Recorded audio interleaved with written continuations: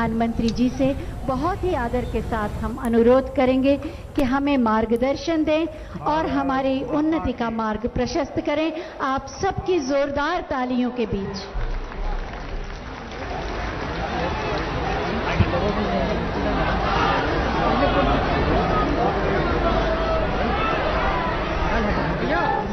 भारत माता की, भारत माता की। कार्यक्रम में उपस्थित यूपी के ऊर्जावान और कर्मयोगी मुख्यमंत्री श्रीमान योगी आदित्यनाथ जी, प्रयागराज की धरती के जनप्रिय नेता उप मुख्यमंत्री केशव प्रसाद मौर्य जी, केंद्रीय कैबिनेट में मेरी सहयोगी साध्वी निरंजना ज्योति जी, श्रीमती अनुप्रिया पटेल जी, उत्तर प्रदेश सरकार में मंत्री डॉक्टर महेंद्र सिंह जी, राजेंद्र प्रताप सिंह मोती जी, श्री सिद्धार्थनाथ सिंह जी, नंद गोपाल गुप्ता नंदी जी, श्रीमती स्वाति सिंह जी, श्रीमती गुलाबा देवी जी, श्रीमती नीलिमा कटियार जी, संसद में मेरी सहयोगी बहन रीता बहुगुणा जी, श्रीमती हेमा मालिनी जी, श्रीमती केशरी देवी पटेल जी, डॉक्टर संघमित्रा मौर्य जी, श्रीमती गीता शाक्य जी, श्रीमती कांता कर्दम जी, श्रीमती सीमा द्विवेदी जी, डॉक्टर रमेश चंद बिंद जी, प्रयागराज की मेयर श्रीमती अभिलाषा गुप्ता जी, जिला पंचायत अध्यक्ष डॉक्टर वीके सिंह जी, सभी विधायकगण, अन्य जनप्रतिनिधिगण और यहां उपस्थित यूपी के सामर्थ्य को बढ़ाने वाले, यहां के सामर्थ्य की प्रतीक मेरी माताएं और बहनें, आप सबको मेरा सादर प्रणाम। मां गंगा, यमुना, सरस्वती के पावन तट पे बसा प्रयागराज की धरती के हम शीश झुकाए के प्रणाम करत है। ईऊ धरा है जहां धर्म, ज्ञान और न्याय की त्रिवेणी बहत, तीर्थन के तीर्थ प्रयागराज में आए के हमेशा ही एक अलग ही पवित्रता और ऊर्जा का एहसास होता है। पिछले वर्ष फरवरी में हम कुंभ में इस पवित्र धरती पर आवा रहे, तब संगम में डुबकी लगाए के अलौकिक आनंद के अनुभव प्राप्त किए रहे। तीर्थराज प्रयाग की ऐसी पावन भूमि को मैं हाथ जोड़कर प्रणाम करता हूं। आज हिंदी साहित्य जगत के सर्वमान्य आचार्य महावीर प्रसाद द्विवेदी जी की पुण्यतिथि भी है। प्रयागराज से साहित्य की जो सरस्वती बही, द्विवेदी जी लंबे समय तक उसके संपादक भी रहे। मैं उन्हें अपनी श्रद्धांजलि अर्पित करता हूं।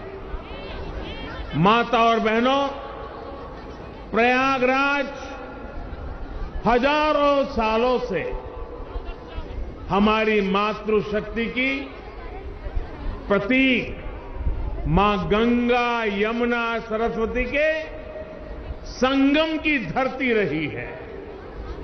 आज ये तीर्थ नगरी नारी शक्ति के इतने अद्भुत संगम की भी साक्षी बनी है।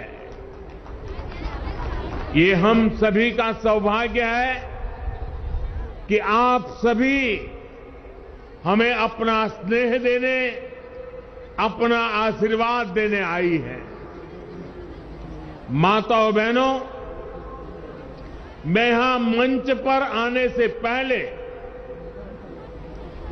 मैंने बैंकिंग सखियों से, स्व सहायता समूह से जुड़ी बहनों से और कन्या सुमंगला योजना की लाभार्थी बेटियों से बात की। ऐसे ऐसे भाव, ऐसी ऐसी आत्मविश्वास से भरी बातें, माताओं बहनों, हमारे यहां एक कहावत है, प्रत्यक्षे किम प्रमाणम, यानी जो प्रत्यक्ष है, जो सामने है, उसे साबित करने के लिए कोई प्रमाण की जरूरत नहीं पड़ती। यूपी में विकास के लिए, महिलाओं के सशक्तिकरण के लिए जो काम हुआ है वो पूरा देश देख रहा है। अभी यहां मुझे मुख्यमंत्री कन्या सुमंगला योजना की 1 लाख से ज्यादा लाभार्थी बेटियों के खातों में करोड़ों रुपए ट्रांसफर करने का सौभाग्य मिला। ये योजना गांव गरीब के लिए, बेटियों के लिए भरोसे का बहुत बड़ा माध्यम बन रही है। यूपी ने बैंक सखी का जो अभियान शुरू किया है, वो महिलाओं की रोजगार के अवसरों के साथ ही उनके जीवन में भी बड़े बदलाव ला रही है। सरकार से अलग अलग योजनाओं का जो पैसा सीधे डायरेक्ट बेनिफिट ट्रांसफर डीबीटी के जरिए खाते में आता है, ये पैसा निकालने अब बैंक नहीं जाना पड़ता। बैंक सखी की मदद से ये पैसा गांव में घर पर ही मिल जाया करता है। यानी बैंक सखी बैंक को गांव तक लेकर आ गई है। और जो लोग सोच रहे होंगे कि ये तो छोटा सा काम है, उन्हें मैं ये भी बताना चाहता हूं कि बैंक सखियों का काम कितना बड़ा है।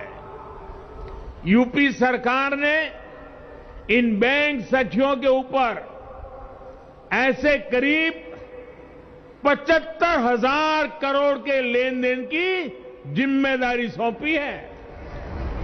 75,000 करोड़ रुपए का कारोबार ये गांव में रहने वाली मेरी बहनें, मेरी बेटियां कर रही है।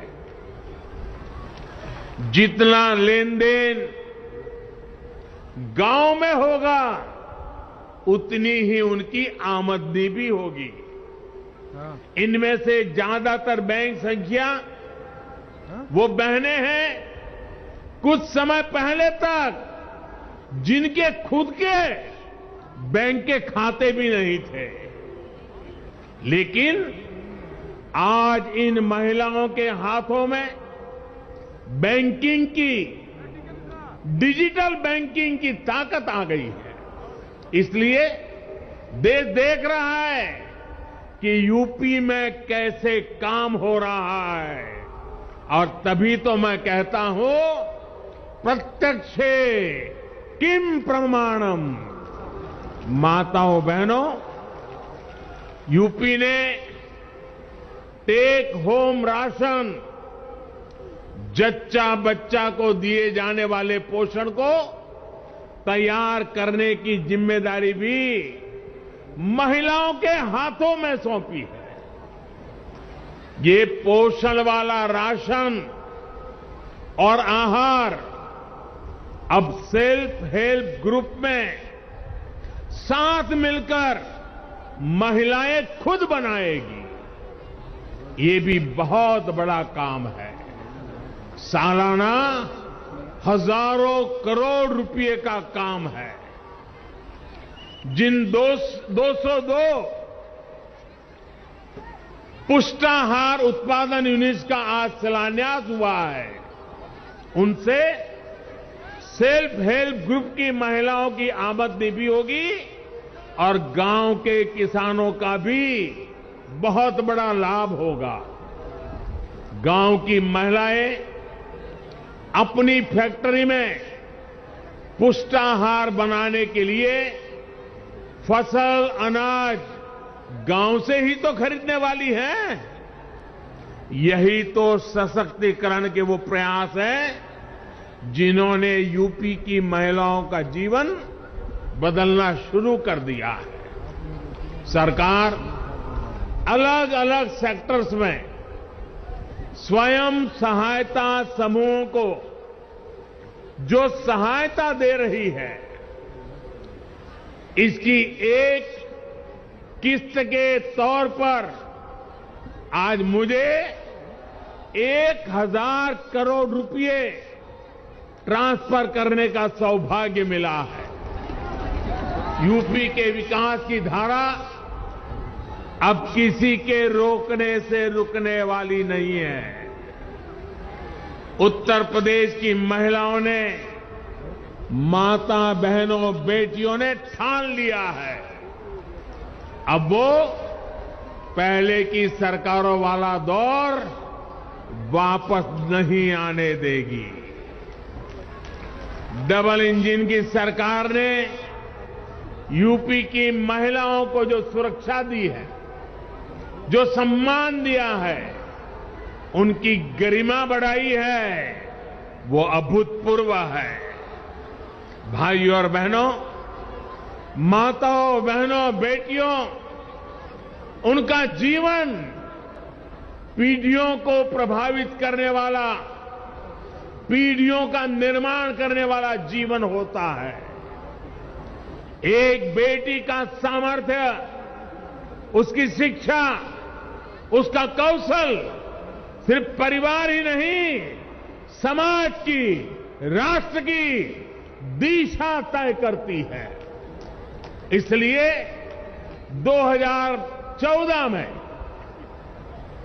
जब हमने मां भारती के बड़े सपनों, बड़ी आकांक्षाओं को साकार करने का बीड़ा उठाया, तो सबसे पहले देश की बेटी की विश्वास को नई ऊर्जा देने का प्रयास शुरू किया।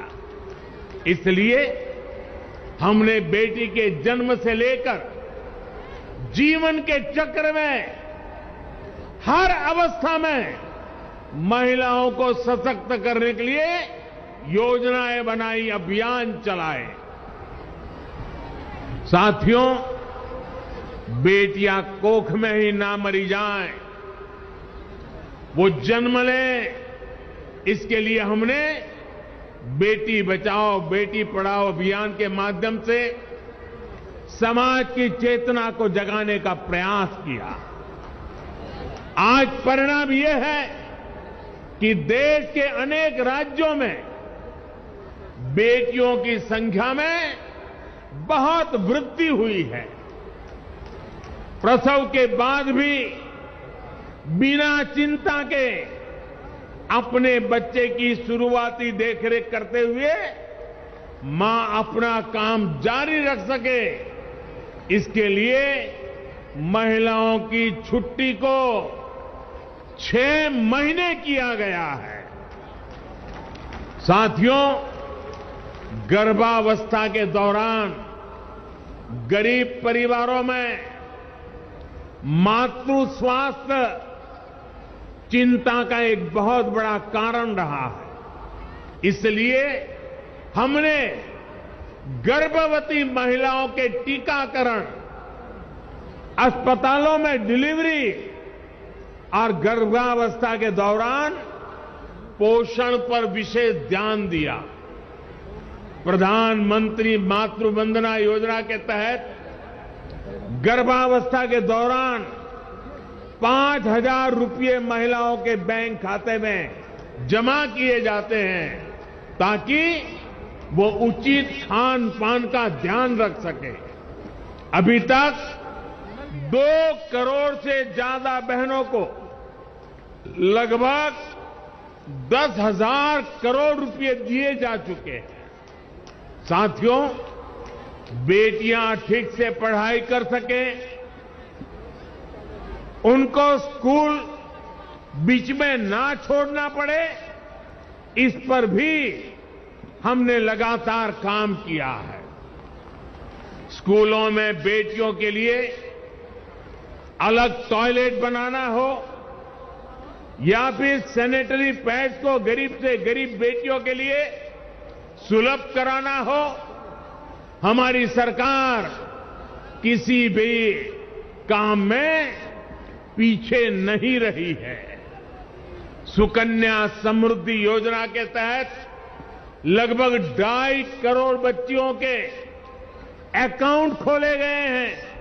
ये पैसा बड़े होने पर उनके सपनों को पूरा करे, उसके लिए इस पर ब्याज दर भी ऊंची रखी गई है।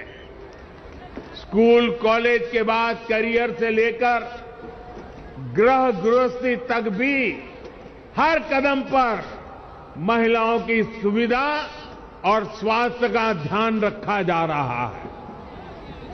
स्वच्छ भारत मिशन के तहत करोड़ों शौचालय बनने से, उज्ज्वला योजना के तहत गरीब से गरीब बहनों को गैस कनेक्शन की सुविधा मिलने से, घर में ही नल से जल आने से बहनों के जीवन में सुविधा भी आ रही है और उनकी गरिमा में भी वृद्धि हुई है। साथियों, आयुष्मान भारत योजना के तहत भी सबसे अधिक लाभ अगर किसी को हुआ है तो वो हमारी बहनें ही हैं। चाहे वो अस्पतालों में डिलीवरी हो या फिर दूसरा इलाज, पहले पैसे के अभाव में बहनों के जीवन पर संकट रहता था। अब 5 लाख रुपए तक के मुफ्त इलाज की सुविधा मिलने से उनकी ये चिंता दूर हो गई है। माताओं बहनों, भारतीय समाज में हमेशा से माताओं बहनों को सर्वोपरि दर्जा दिया गया है, लेकिन आज एक सच्चाई की तरफ भी मैं आपका, पूरे देश का ध्यान दिलाना चाहता हूं। हमारे यहां परंपरा से सदियों तक, दशकों तक ऐसी व्यवस्था रही कि घर और घर की हर संपत्ति को केवल पुरुषों को ही अधिकार समझा जाने लगा। घर है तो किसके नाम? पुरुषों के नाम। खेत है तो किसके नाम? पुरुषों के नाम। नौकरी दुकान पर किसका हक? पुरुषों का। आज हमारी सरकार की योजनाएं इस असमानता को दूर कर रही है। प्रधानमंत्री आवास योजना इसका सबसे बड़ा उदाहरण है। प्रधानमंत्री आवास योजना के तहत जो घर दिए जा रहे हैं वो प्राथमिकता के आधार पर महिलाओं के ही नाम से बन रहे हैं। अगर मैं यूपी की ही बात करूं तो यूपी में 30 लाख से अधिक घर पीएम आवास योजना के बनाए गए हैं। इनमें से करीब 25 लाख घरों की रजिस्ट्री में महिलाओं का ही नाम है। आप अंदाजा लगा सकते हैं, पहली बार यूपी में 25 लाख महिलाओं के नाम उनका घर हुआ है। जिन घरों में पीढ़ियों से किसी महिला के नाम पर कोई संपत्ति नहीं थी, आज वो पूरे के पूरे घर किसी महिला के ही नाम है। यही तो होता है महिलाओं का सशक्तिकरण, सच्चा सशक्तिकरण। यही तो होता है विकास। माताओं बहनों, मैं आज आपको एक और योजना के बारे में बताना चाहता हूं। ये योजना है केंद्र सरकार की स्वामित्व योजना। स्वामित्व योजना के तहत देश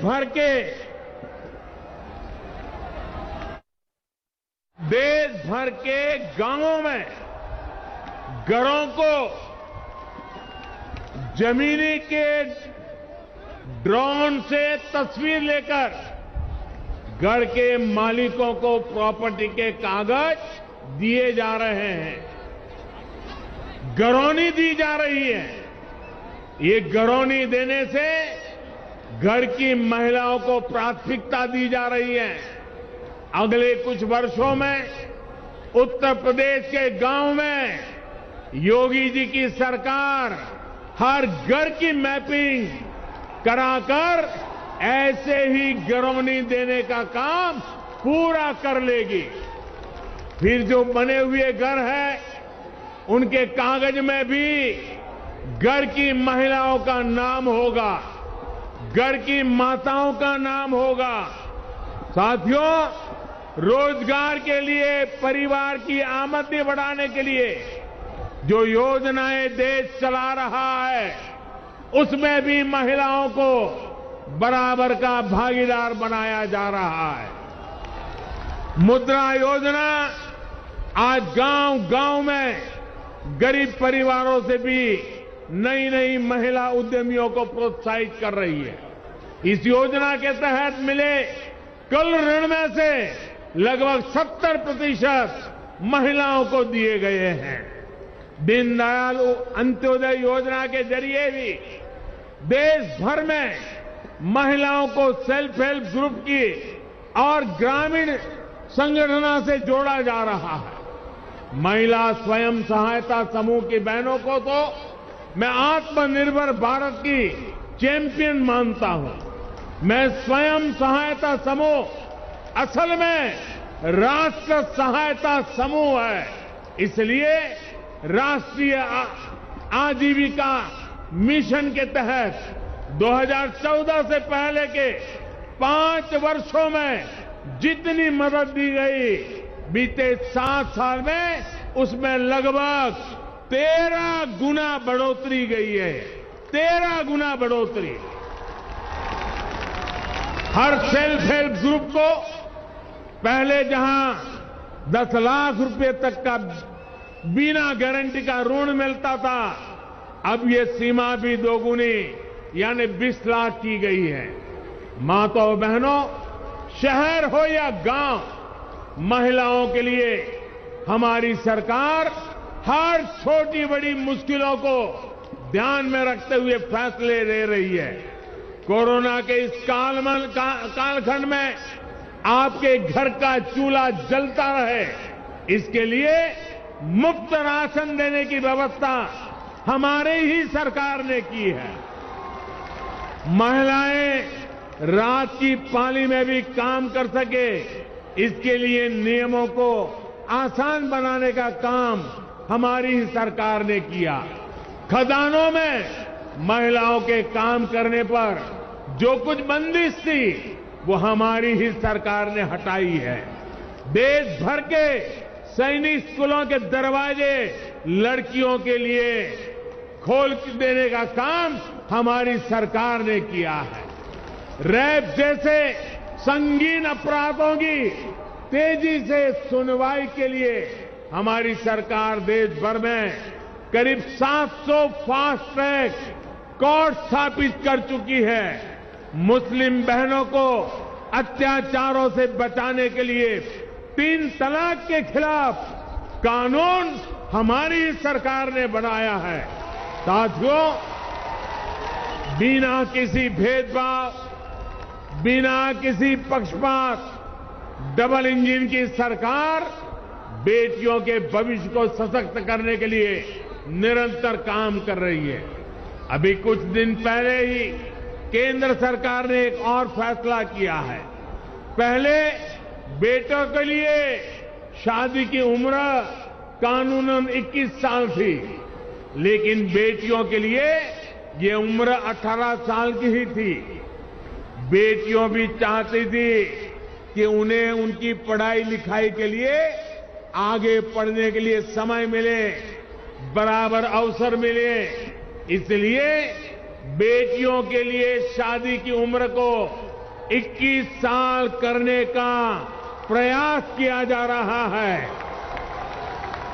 देश ये फैसला बेटियों के लिए कर रहा है, लेकिन किसको इससे तकलीफ हो रही है, ये सब देख रहे हैं। भाई और बहनों, 5 साल पहले यूपी की सड़कों पर माफिया राज था।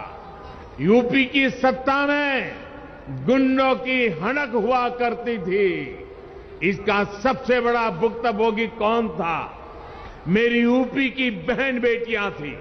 उन्हें सड़क पर निकलना मुश्किल हुआ करता था, स्कूल कॉलेज जाना मुश्किल होता था।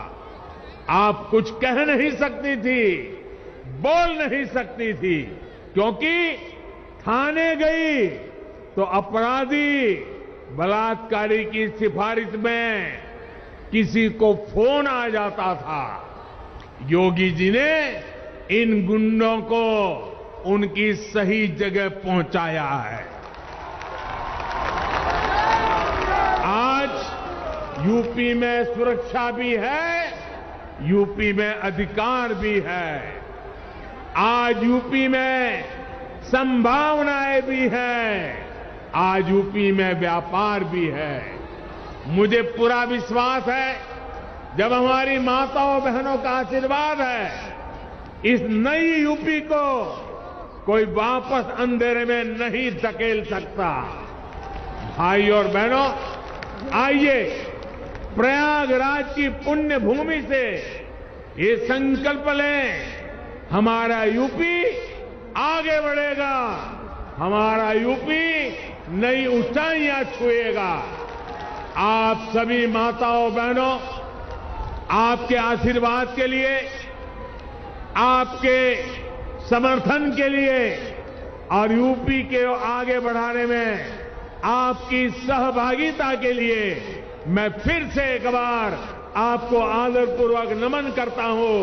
आपका हृदय से बहुत बहुत धन्यवाद करता हूं। मेरे साथ बोलिए, भारत माता की, भारत माता की, भारत माता की। बहुत बहुत धन्यवाद।